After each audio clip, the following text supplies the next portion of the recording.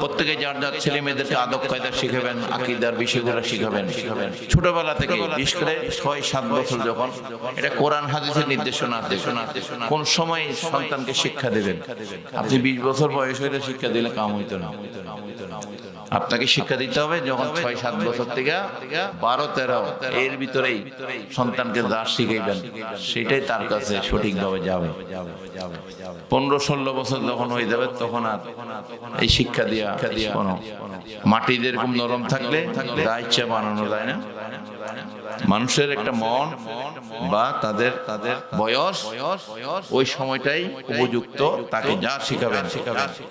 যাদের বাবা মা আজকে 80 বছর 70 বছর বয়স আছে, 60 বছর আগে 70 বছর আগে বাবা মা যে বিষয়টা শিক্ষা দিয়েছে এই বিষয়টা এখনো মনে আছে, ঠিক কিনা?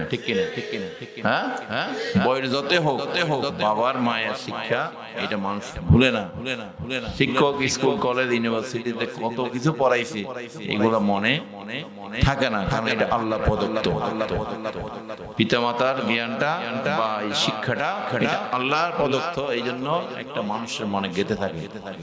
প্রত্যেকে যার যার সন্তানকে এইভাবে শিক্ষা দিবেন যেন সে ইনসানে কামেল, আল্লাহর একজন গোলাম হিসেবে যেন সে প্রতিষ্ঠিত হয়, ঠিক কিনা? সমাজের দেশের কোনো ক্ষতি যেন তার মাধ্যমে না হয়।